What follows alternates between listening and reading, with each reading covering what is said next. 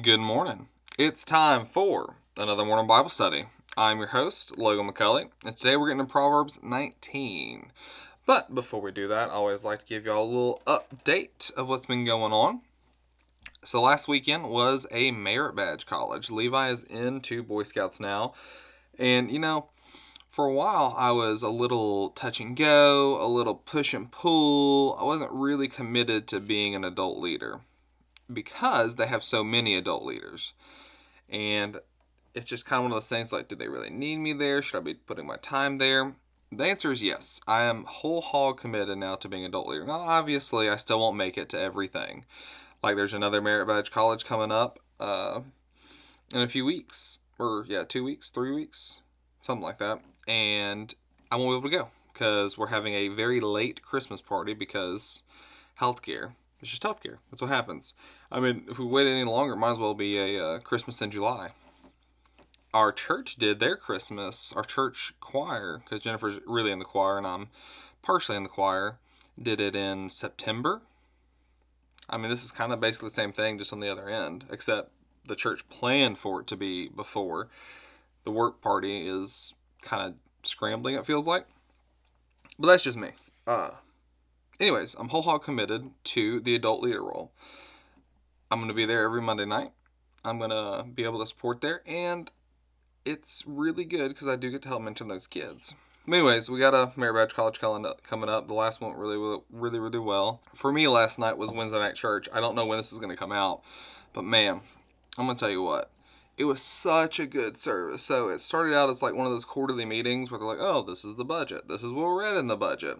We need to vote these people in. These people are leaving by letter. These are new members. This is that. This is this. This is that. I mean, that was cool. Whatever. But then when we sang, oh my goodness, I don't know the names of the songs, but they were so good. It really felt like, sometimes like I feel like when I'm singing, I feel like it's hard for me to get into it and to really feel it and to really think about the words that I'm singing and praising God instead of just singing. These songs were awesome. I don't know, it just hit right. It was good. There's a reason why I go to Wednesday night church. The message was awesome. It was all on Galatians 2, which we can go ahead and touch on that. We're not doing that today. Today it's about Proverbs 18, but I wouldn't mind actually talking about it because Brother Lee, my pastor, made some awesome points. And I talked to him afterwards. He made some good recommendations on music, which I need to go through them all before I recommend them to y'all. But he did make some good recommendations, hopefully, toward music. So we were in Galatians 6, 1 through 5. Brothers and sisters, if someone is caught in a sin, you who live by the Spirit should restore that person gently. But watch yourselves, or you also may be tempted. Carry each other's burdens, and in this way you will fulfill the law of Christ. If anyone thinks they are something when they are not, they deceive themselves. Each one should test their own actions. Then they can take pride in themselves alone, without comparing themselves to anyone else. For each one should carry their own load. Now, that was what the whole sermon was based on. And I was a bad guy last night, and I didn't bring my Bible, and I didn't take any notes. I thought it was a business meeting. I didn't know we'd get like a real sermon. I should know this. I've been to these before, but I don't know. Brain fart. Anyways, the main gist of what he was saying is that we must carry or be accountable for each other's burdens. I think that's what the point he was trying to make, because we're not here to carry each other's load. You're supposed to carry your own load, but we need to be there and to be able to check up. We're the spotters. We're the people that need to help each other when they're slipping up. Not every day, but when they're slipping up. But be there every day. That's the key. Be there and be attentive. Just like if you're spotting someone on a bench press. Spotting on a bench press, you don't touch that weight. Even if I'm like working hard for it, if it's moving in the right direction, you don't touch my weight. However, if it starts going the other direction, that's what the spotter's for. And if you're a bad spotter, you won't notice that first little dip, the first little bit of weight coming back toward me. And I could get injured. So, his whole point was based off of this short excerpt from Galatians 6 about being accountable to each other and our roles to each other and the burdens that we share, but more accountable to each other. And it did call me out. It did call me out. We had some great prayer time. We all went down. I prayed. It was awesome. It really was awesome. It was something I needed. I didn't know I needed it though. Like I didn't sleep well last night, or not last night, the night before last. Yesterday I wasn't really feeling it, but man, did I need it. It just got me in the right mindset. I was able to go to bed last night, sleep good. I don't know. No, it worked out perfect. Well, let's go ahead and hop into Proverbs 19. Verse 1. Better is the poor who walks in his integrity than one who is perverse in his lips and is a fool. That's pretty straightforward, man. Integrity is the breakdown. Is better than the wealth. I mean, it's right there. I'm going to read it again just because I like it so much. I like it so much, I think that might even be our Bible verse today. Verse 1 of Proverbs 19. Better is the poor who walks in his integrity than one who is a perverse in his lips and is a fool. Ain't that the truth? But before we get too far in the Bible study, I did forget. I didn't pray. What are we doing, guys? I told you I've been putting prayer on my little daily notepad. And I didn't pray before we started this. Let's bless what we're about to read. Or what we have read as well. Lord, be with us as we read this Bible study. Bless the words we receive. Prepare us and do within us what we cannot do within ourselves. Please be with those out there who are struggling, who are working on themselves, who are trying to understand you and know you. Bless them that they can get there and know Jesus and accept Jesus and have that everlasting life. Thank you, Lord, for all that you do. Thank you for everything. In Jesus' name I pray. Amen. Sorry about that, guys. Should have been a little bit more on that, man. Let's go into verse 2. Also, it is not good for a soul to be without knowledge, and he sins who hastens with his feet. What? Let's try that again. Also, it is not good for a soul, okay, so it's not good for your soul to be without knowledge. So don't be without knowledge for your soul. It's not good for it, okay? And then the second of that is, and he sins who hastens with his feet. Okay. Hastens with his feet. Rashness, the result of ignorance, brings trouble. The result of ignorance brings trouble. Rashness. Hastens with it. If you're rash with people. Let's define hastens. Hstness. Hasten. Hastens. Be quick to do something is what it means. It's a third person. Be quick to do something.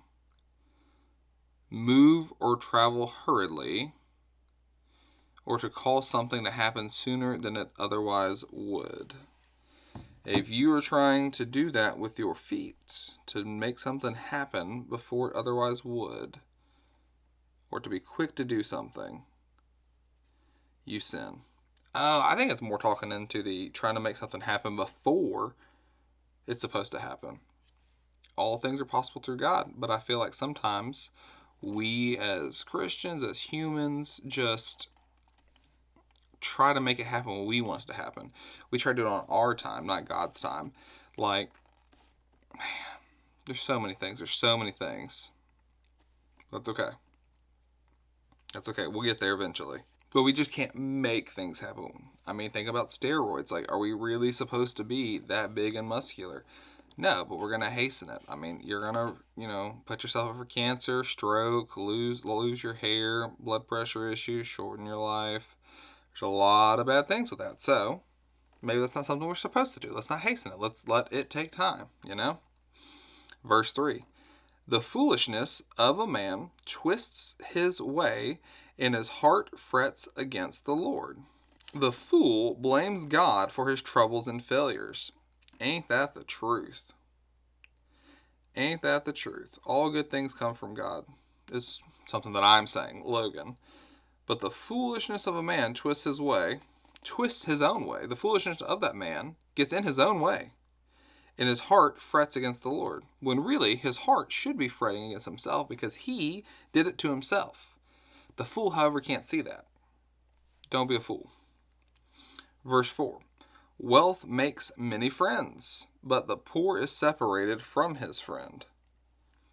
The breakdown. Wealth adds new friends, while poverty alienates existing friends who grow weary of demands of the poor. Now, when I hear that, I think to myself, this is why I work hard and I'm trying to put ourselves in a position where we aren't poor. Is that the way I should feel? I don't know. But it's the same kind of statistic of like if you have a doctorate degree and you make over $100,000 a year, you're going to live 10 years longer than someone that doesn't have those things, that makes $50,000 a year and doesn't have a doctorate degree. It makes me want to put myself in that category. Do I know why? Do we know why they live longer? I don't know. Is it fair that they live longer? What is fair? But I will say this, if I hear that statistic, that makes me want to try to put myself in that category to get those 10 extra years of life. Should that way be the way it is? I don't know. Should I feel that way? I don't know. But when I hear that kind of stuff, I go, okay, cool. So the poor are separated from their friends, but the wealthy makes friends, or wealth makes many friends. I don't know. I don't know if that's a good thing or a bad thing. I don't know. Verse 5. A false witness will not go unpunished, and he who speaks lies will not escape. I like that because it's a promise from God. A false witness. So if you falsely testify against somebody, you will not go unpunished. Punished. Not disciplined, punished. You will get punished. And he who speaks lies will not escape. So what does that tell me to do? That tells me not to be a false witness, not tell lies, especially in the hard times. The hard times are the times that count. It doesn't matter.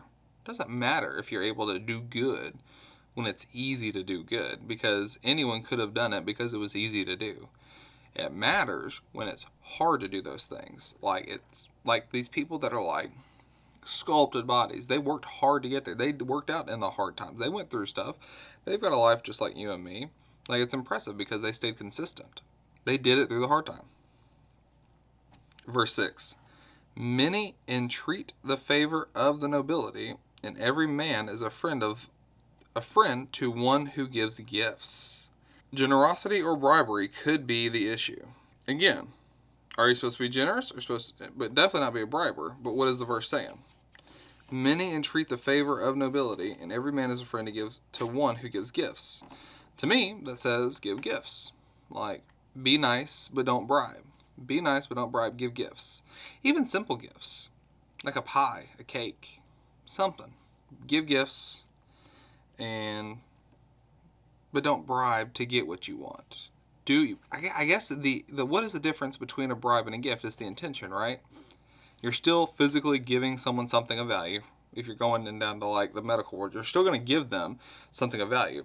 So what is the difference between a gift and a bribe? It's the intention. It's the fact that either I'm expecting something in return, or that in my mind and in your mind, you know that later down the road you could scratch my back, and I am expecting that back scratch to be coming down the road. But what's the difference? That's literally the difference. It's just the thought process behind the physical thing. Nothing changes about what you're doing, what you're physically doing, or the physical item that you're giving. Both are a physical item of value. It's just intent behind it. Interesting. Verse 7. All the brothers of the poor hate him. How much more do his friends go far from him? All the brothers of the poor hate him. He may pursue them with words, yet they abandon him.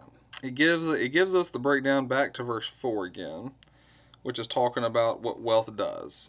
And wealth adds new friends, while poverty alienates existing friends who grow weary of the demands of the poor.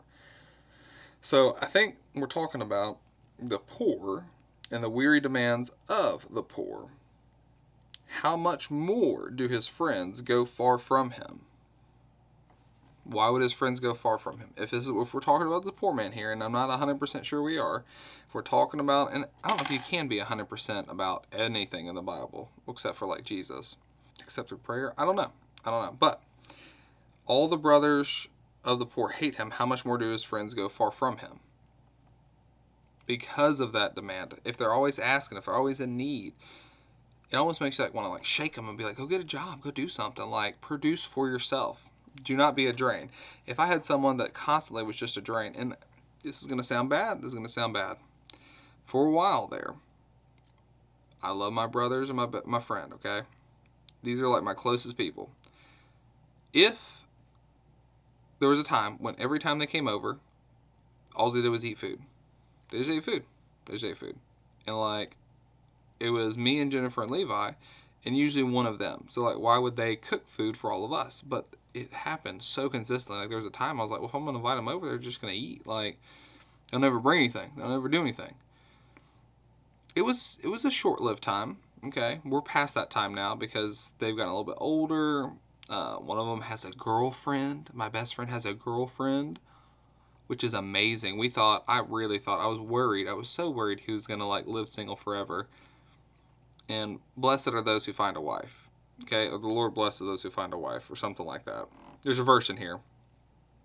And he finally found one. Oh man, I'm so happy. If only I can get my brother on the same page.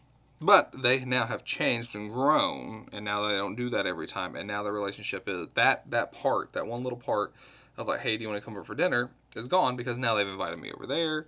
They've produced and provided on their own side of the equation. And it says about this poor man who, how much more do his friends go far from him? The third part of that verse is, he may pursue them with words, yet they abandon him. Wait, no, don't go, stay. Doesn't matter. They abandon him. That also tells me that I need to do more than to just pursue my friends with words. It means you can't just take them out. You can't just ask how they're doing. You can't just, there's got to be some real work put down behind it. Verse 8, he who gets wisdom loves his own soul. He who keeps understanding will find good. He who gets wisdom loves his own soul. He who keeps understanding will find good. What should you value above everything else? Your soul, your spirit, the thing that God is saving. If you have wisdom, then you value that. If you don't have wisdom, well, then just forget about it. Like you'll be running with the devil, legitimately. That's a scary thought. I've been there before. When you don't know Jesus and you don't know God, like, who cares? Like, if I'm going to be bad, I'm going to be real bad. That's scary. But when you get wisdom, you understand and recognize the true treasure that you have inside yourself and with Jesus.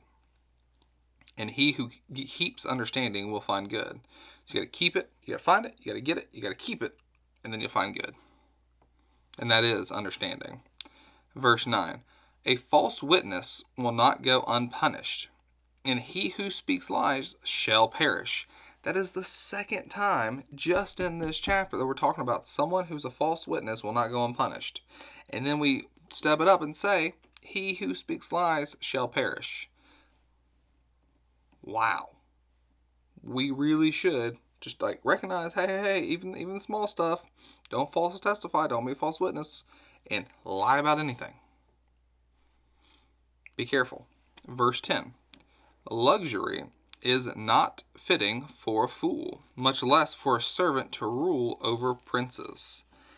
Why do I think of like these like really rich people that didn't really earn to be rich, like trust fund babies or stuff like that? Like you see that like that stupid kid that's got like the nice car, and you're like, why? What are we doing? Like, it doesn't fit, it doesn't match. Like, I know you didn't earn it.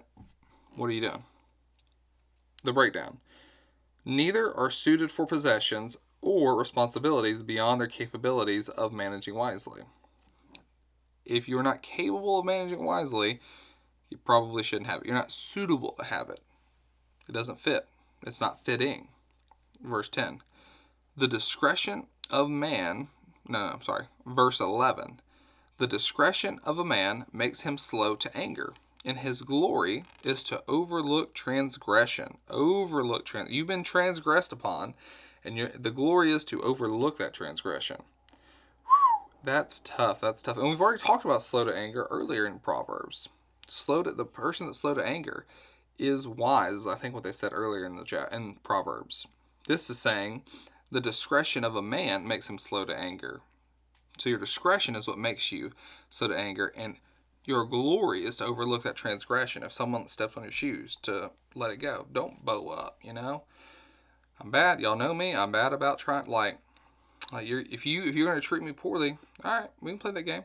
I'll treat you poorly. Like, if we're going to act like that, I can do it and I can win. And not in a good way. Verse 12. The king's wrath is like the roaring of a lion, but his favor is like dew on the grass. So, the king is the subject here. The king's wrath, his wrath, is like the roaring of a lion. That's awful. That's scary. I mean, just think for a moment. If a literal lion, if I'm just sitting here in this room in here, okay, and I hear a lion roar in the living room, I mean, oh my gosh, like, I'd have to be getting out guns, and like, I'd just like my spine would tingle, hair would stand on end, adrenaline would drop. It's scary, is what it is. It's very scary. To flip that, it's still talking about the king's favor now is like dew on the grass. What is dew on the grass? It's nice, it's pretty, it's light, it's beautiful. Let's see if the breakdown has anything different. This is a call to submit to governmental authority. Ooh, ooh, ooh, ooh. Nobody wants to say that. Nobody wants to have that conversation.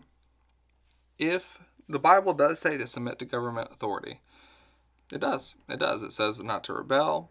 It says that we should follow our leaders. Now, should we call them out when they step outside of the Bible? Yes. Abortion. That's a big one. Shouldn't be a thing. Shouldn't be a thing.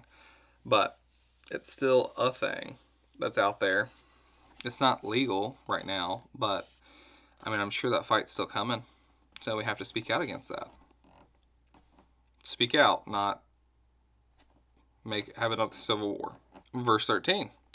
A foolish son is the ruin of his father, and the contentions of a wife are a continual dripping. So we've heard about this foolish son and what it does to the mom and the dad multiple times. Okay, this is another time we're saying how awful a foolish son would be to a father. And the contentions of a wife are a continual dripping. Now that is what they break down, the continual dripping. An obstinate, argumentative woman is literally like a leak so unrelenting that one has to run from it or go mad.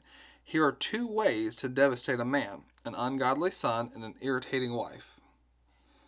Wow. An irritating wife and an ungodly son.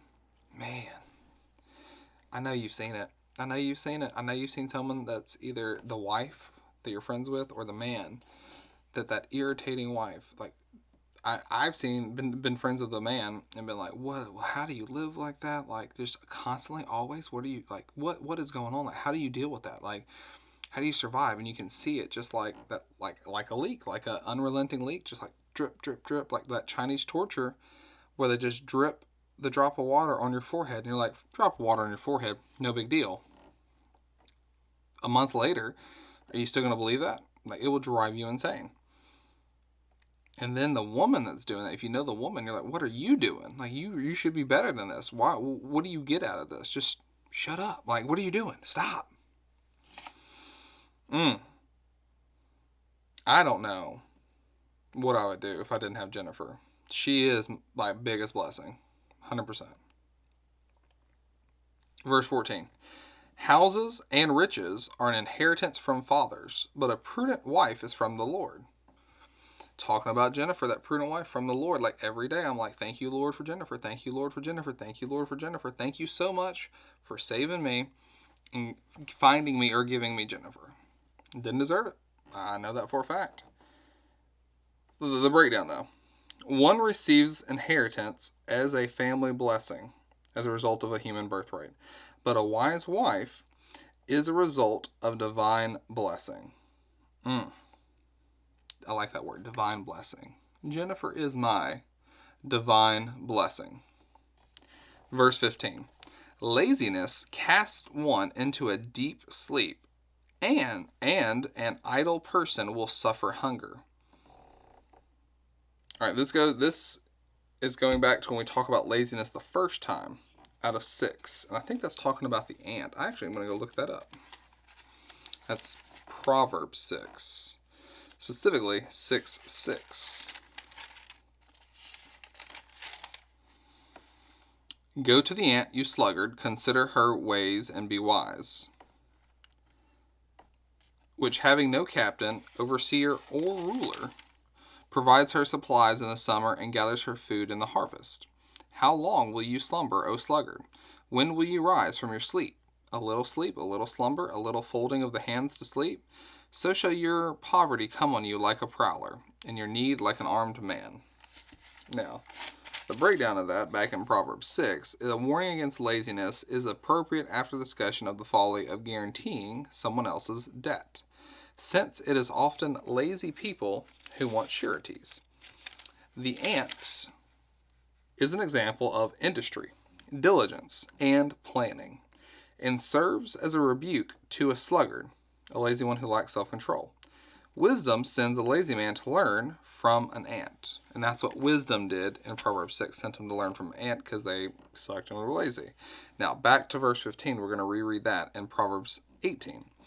Laziness casts one into a deep sleep. We talked about that. It's going to be slow like a prowler, but still, it casts you into a deep sleep. And an idle person will suffer hunger. Have you ever, woken up from just being out of it, I don't know, you get lulled into it, with school, with entertainment, with all these things that can distract you, and then you wake up and how did I get here? What are we doing? Wake up, don't be, what are you doing?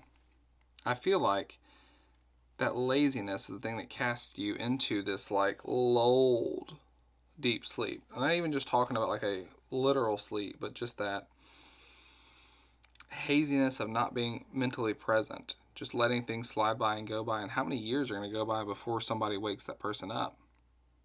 Can you wake that person up? Or is it all a self thing? I don't know. I really don't. Verse 16.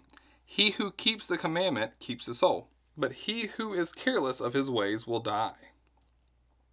Wisdom is equated with God's commandments. In a sense, Proverbs contain the applications and implications of all that is in God's moral law.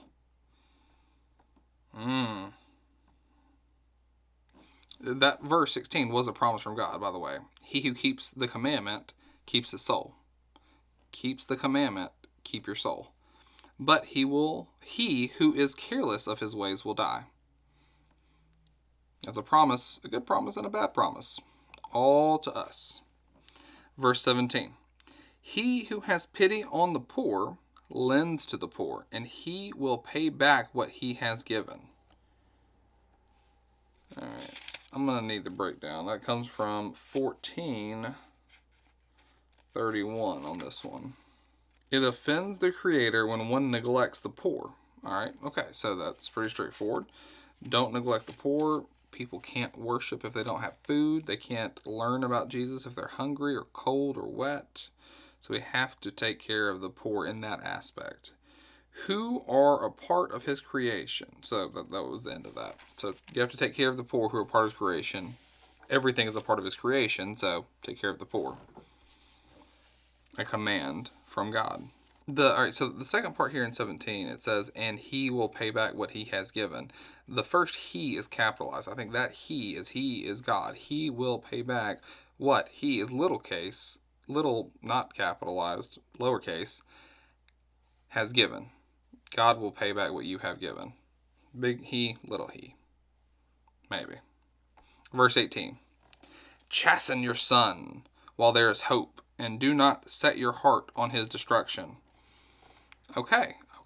Now, what are we saying there? Chasten your son while there is hope. When is there hope for your son? Is there always hope? Is there a point when you know there isn't any hope? I don't know. I've heard that after 11 or 12, 13, that all the raising that you could have done for your child has been done. It's going to be hard. You can make fine-tuned adjustments, but who that kid is kind of set in stone at age 11-ish, okay? And I just realized that's how old Levi is. I haven't thought about this in a while, and who he is who he is, I guess. But it doesn't mean you can't fine-tune it. But it does say that if it is a lost cause, or what does it say? Well, if there is no hope, then don't chasten them. But if there is hope, chasten them. Then if you fall down that rabbit hole, when there is no hope, don't chasten them. And then also, do not set your heart on his destruction. Don't ever want him to fail. Don't ever want him to mess up on purpose. Yes, you need to learn. You need to learn. You need to learn by making mistakes. But don't set your heart on his destruction. Verse 19. A man of great wrath will suffer punishment, for if you rescue him, you will have to do it again. Repeated acts of kindness are wasted on ill-natured people. So don't waste your acts of kindness and then repeated acts of kindness. So like, I guess it's that whole saying, like, fool me once, shame on you, fool me twice, shame on me. I'll help anybody. But then, like, I guess how you handle that help will change whether I should help you again. For if you rescue him, you'll have to do it again. It's definitely saying be careful there. Verse 20. Listen to counsel and receive instruction, that you may be wise in your latter days. So what are we saying here? Listen to counsel. So listen to advice. Have advisors. Have a council of people you can trust. And then receive their instruction. Don't just blow it away. Receive it, listen to it, instill it, apply it. Then, that you may be wise in your latter days. Wise in your latter days. Make it to old age. Learn something. Let's go look at the breakdown. There is no breakdown. Cool. I think I did an okay job. Verse 22. No. Verse 21. There are many plans in a man's heart. Nevertheless, the Lord's counsel nevertheless the Lord's counsel that will stand. It is the Lord's counsel that will stand. However you want to look at that. Let's go look at the breakdown. Notes out of 16:1. That was right before the whole, no, that ant thing was in 6. 16:1. Human responsibility is always subject to God's absolute sovereignty. Yep. We can be responsible, but we're subject to God's sovereignty. I just talked to a friend of mine yesterday, and his wife just graduated physician assistant school. He's a nurse like me. He actually was a great influence on me in nursing school.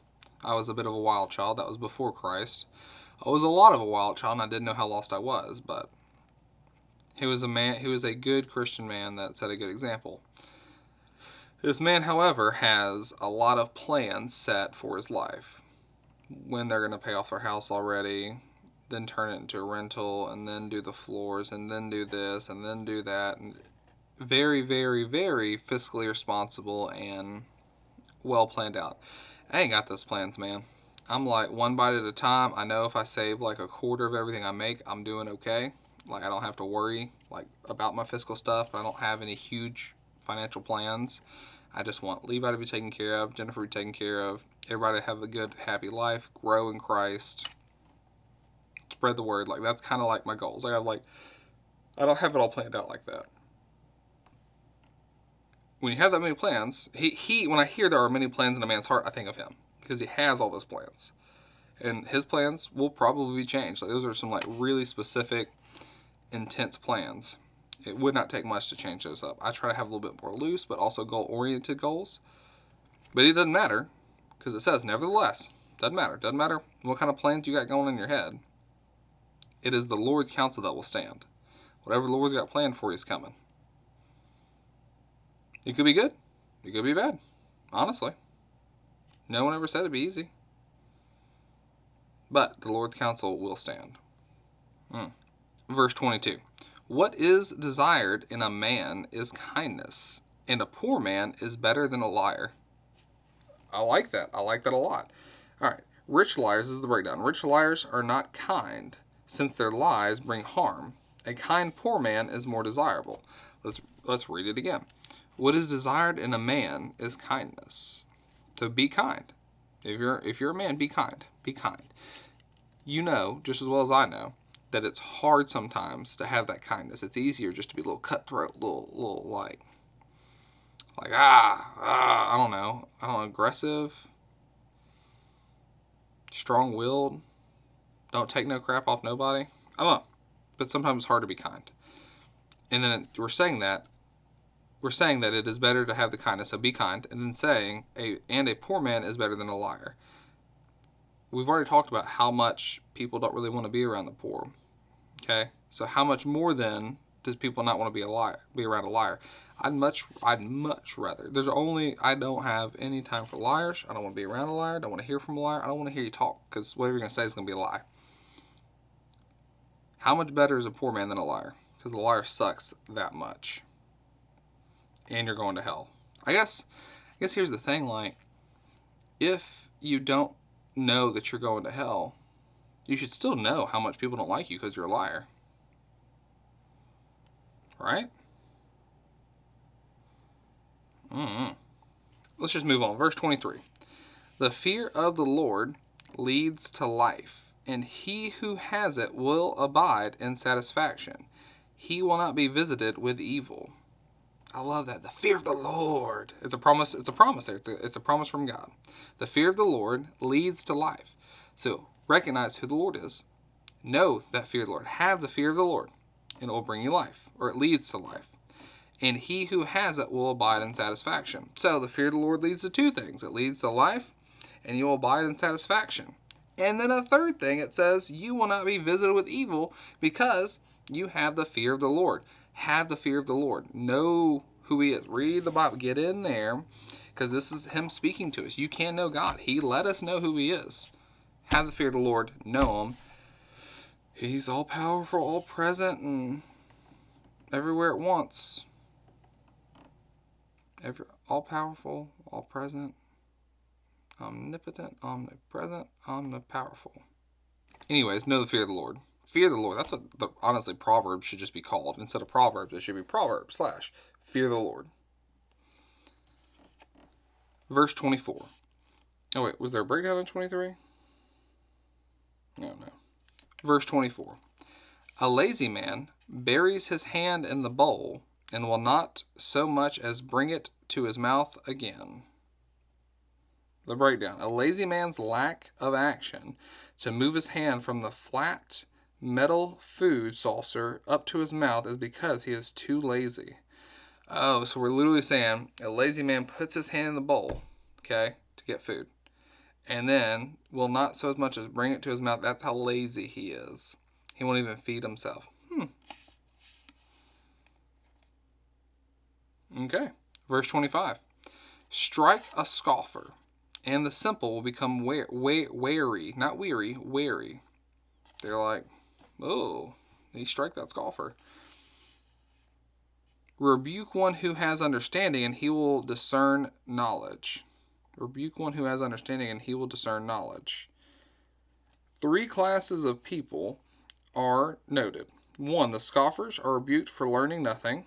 Okay, so, okay, I see what you're saying. So, you have to get them. Simpletons are warned by observing the rebuke of the scoffer, and the understanding, deepening wisdom from any reproof. Strike a scoffer, and the simple will become wary.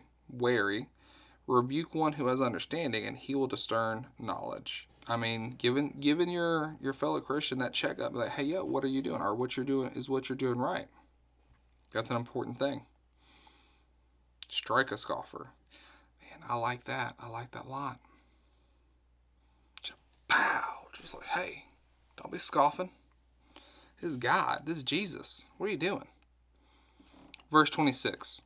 He who mistreats his father and chases away his mother is a son who causes shame and brings reproach. How many times are we going to talk about these children who suck? It's crazy. He who mistreats his father, number 1, so what does that say for me? Don't mistreat my father, okay? Don't let my son mistreat me. If you can do that. I mean, you're going to get if they want to mistreat you, they're going to mistreat you. And chase away his mother. Don't chase away my mother. Because you will be a son who causes shame and brings reproach. The son appears, this is the breakdown, the son appears to come into possession of his father's property during his parents' lifetime, but rather than caring for them, he drives them out. Oh, and he had gotten an inheritance. You bet your bottom dollar you cannot let that happen. You can't get the inheritance and then push away the people that actually grew it and gave it to you and grew you and took care of you? That's awful. Verse 27. Cease listening to instruction, my son, and you will stray from the words of knowledge. It's saying exactly opposite. Don't stop listening to instruction. Because if you stop listening to instruction, you will stray from the words of knowledge. And what are the words of knowledge? Fear the Lord. Now, I will say, I love it when the Bible says, my son, my son, my son. We are the children of God. Verse 28. A disreputable witness scorns justice, and the mouth of the wicked devours iniquity. So we've already talked about a disreputable witness. Okay, there's promises for this disreputable witness. What else do they call it? A false witness or injustice. There's promises for that person, and they're not good. They're not good. They will find death. They will be punished. There's bad things that are happening. But what does that person do? It scorns justice. It scorns that fairness. And the mouth of the wicked devours iniquity. I'm going to have to get a definition of iniquity, to be quite honest with you. I want to know exactly what we're talking about here. Iniquity is immoral or grossly unfair behavior. So the mouth of the wicked, eat it up, love it. That immoralness, that grossly unfair behavior, take advantage of people. Predatory lending. Because I feel like legal predatory lending is just like a shark, like a loan shark, but legally. And yeah, it's legal, but is it good? I don't think so. I really don't. Or like the whole legal designer drug thing. Man, there's a whole market for it. You can legally sell these things. You can legally produce them, but is it worth it? Is it right? Should people be using them on a consistent basis? Abortion was legal. Don't forget that. Don't forget that. The Bible's here for a reason. Verse 29. Judgments are prepared for scoffers, and beatings for the backs of fools. Ooh. Let's go see the breakdowns on 10:13 on that one. Judgments are prepared for scoffers. So what are scoffers? We know what scoffers are. Beatings are prepared for them. Okay? Or I'm sorry, judgments are prepared for the scoffers, and beatings for the backs of fools. Don't spare the rod is what they say, but don't also beat your child. Rod. All right, let's read 13. Wisdom is found on the lips of him who has understanding, but a rod is for the back of him who is devoid of understanding. Literally, 10:13 is saying a rod is for the back of him who is devoid of understanding. The breakdown for that, talking about the rod. This first reference to corporal punishment applied to the backside recommends it as the most effective way of dealing with children and fools. If you have a fool and children, what do they understand? It doesn't say it's the only way, it says it's the most effective. That's so interesting. That's so interesting. It doesn't say that it's the only way, it says it's the most effective way. And if you spare it, it's not a good thing. Because what does all the literature say? The literature that we currently have, like far as like sciencey stuff, is like, don't hit your child. There's no reason to ever hit your child. Well, there's a reason. We can all like think of a reason to hit your child. But it shouldn't be the first thing. But it is the most effective thing. Sometimes I feel like verses are, over time, misremembered, manipulated, and used in common conversation and just kind of change the root meaning. Maybe this is one of them. Stand on the biblical principle, but know the true biblical principle as well. Well, that's it. That is Proverbs 19. Next week, guess what we're going into? Proverbs 20. So, be here or be square. Do me a favor this week. Pray for me. Pray for me. Pray for me. Got a lot going on. Got a lot of family stuff. Pray specifically for health and safety and growth. For me and for Jennifer. These are the things that I need from you. If you've listened this far, I would really, really appreciate it. Just put me in a prayer list. I don't have to be on there all week. Just, one or two. One or two prayers would be awesome. Like, legitimately. Share this with a friend. And you know what? I'm going to go ahead and exit. I'll see you next time here on the Morning Bible Study with Logan McCulley. I'm your host. Logan, out.